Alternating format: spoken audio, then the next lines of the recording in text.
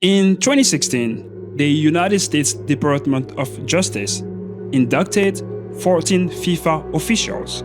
The charges were wire fraud, money laundering, racketing, over $200 million bribes exposed across 2 decades of corruption. In the legal proceedings that follow, the federal prosecutor were forced to classify FIFA, the organization at the center of all of this, as a victim.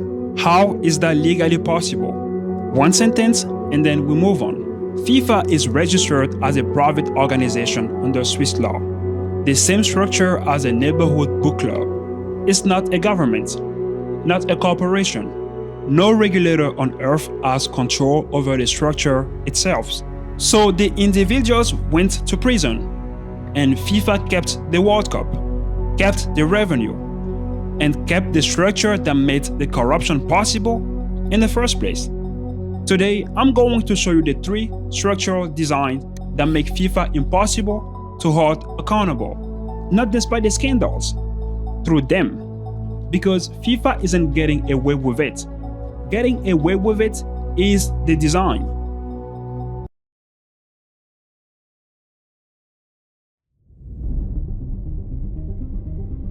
Before I show you the machine, I need to show you the evidence that the machine exists. Because the strongest evidence that FIFA is structurally unaccountable isn't any scandal. It's the pattern. 1990s, the ISL scandal. FIFA's exclusive marketing partner paid over $100 million in bribes for World Cup broadcasting rights. Swiss courts sealed their record for over a decade. 2010, Russia and Qatar awarded the World Cups in a process later shown to involve systematic vote buying. The officials were banned after the tournament were locked in. 2011, a presidential candidate accused of distributing $40,000 cash payments to delegates. He was banned. The incumbents were re-elected, unopposed. 2015, the DOJ indictment you just heard about. 2022, Qatar, over 6,500 migrant worker deaths during tournament preparation. Amnesty International called for the $440 million compensation fund, about 7% of the tournament's revenue. FIFA declined. Now, watch what happened to FIFA's revenue during the same period. 2007 to 2010 cycle, $4.2 billion. 2011 to 2014 through the bid scandals, $5.7 billion. 2015 to 2018 through the DOJ indictment, the arrest, the downgrade, approximately $6.4 billion. 2019 to 2022 through the Qatar human rights crisis, $7.57 billion, a record. And now, 2023 to 2026, budgeted to $11 billion, projected to $13 billion. The revenue line goes up through every scandal, without exceptions, without pause. In any normal organization, a $200 million bribery scandal would be an extinction event. In FIFA, it was a speed bump between record revenue. The pattern isn't a coincidence, it's a feature, and the next 2 mechanisms explains why.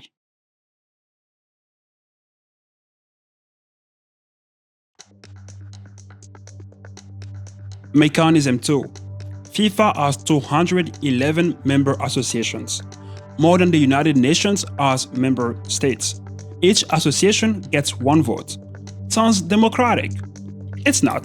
FIFA's forward program distributes hundreds of millions of dollars to national football federations around the world. Development money, infrastructure grants, operational support.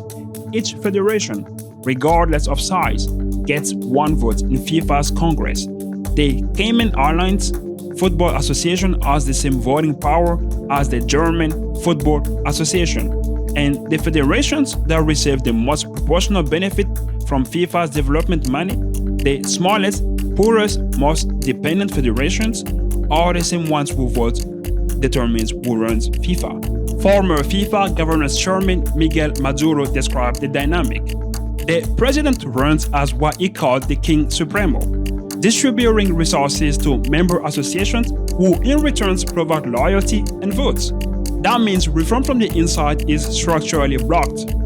Any candidate who runs on reducing FIFA's spending power is asking the voters to vote on reducing their own funding. It's like asking the Congress to vote on eliminating their own salaries. The people who could change the system are the people the system feeds. And the patronage isn't subtle. When FIFA's president campaigns for election, there are two small federations announce development grants and make promises about funding in the same trip where they're soliciting votes. The line between development and campaigning is functionally invisible because the money and the votes are part of the same transaction. 211 votes, hundreds of millions in development money, and a governance structure where the recipients of the money are the same people who choose the leadership. That's not democracy. That's a loyalty engine with a voting mechanism bolted on.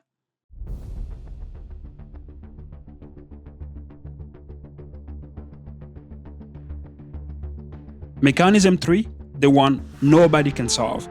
Because even if you restructure the voting and broke the patronage network, there is one feature that makes all of it survivable.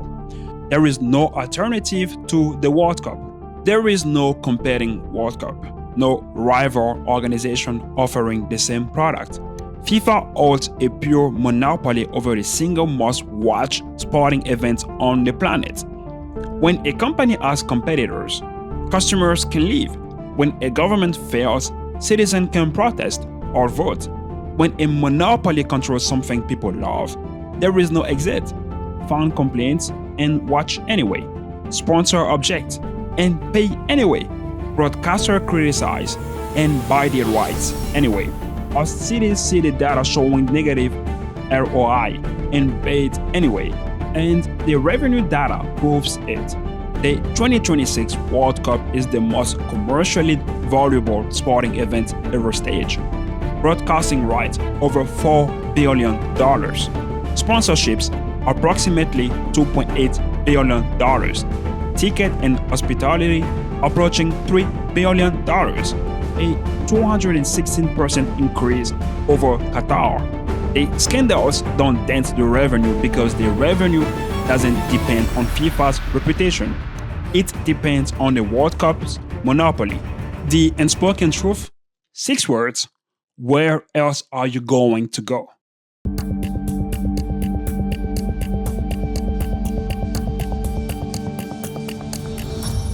So let's bring this to right now. 2026, the largest World Cup in history, and every mechanism is working exactly as designed. The patronage network, 211 members, voted to expand the tournament to 48 teams and 104 matches, generating more revenue for FIFA to distribute back to the same people who voted on that expansion. The monopoly mode. Tickets for the World Cup final starts at $2,030. Dynamic pricing moves costs algorithmically. 69 members of Congress signed a letter calling it price gouging. FIFA did not respond. Where else are you going to go to? And a pattern. Tens of thousands of volunteers staffing the tournament for free. A uniform and meals. Why this cycle books up to $13 billion. A new record. Again.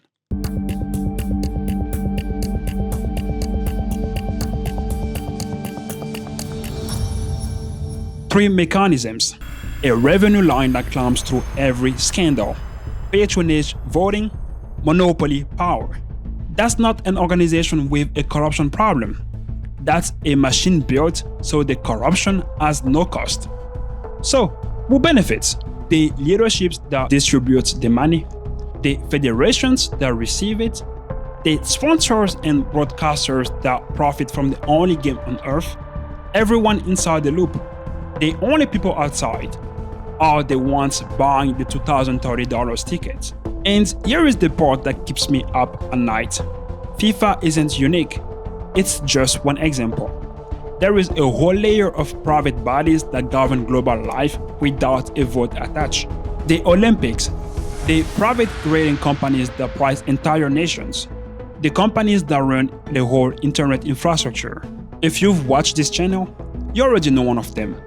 A private company invented a 3-digit score, and nobody voted on that either. That file drops Friday. You can play the game and you can understand the game. That's the receipt. I'll see you on the next one.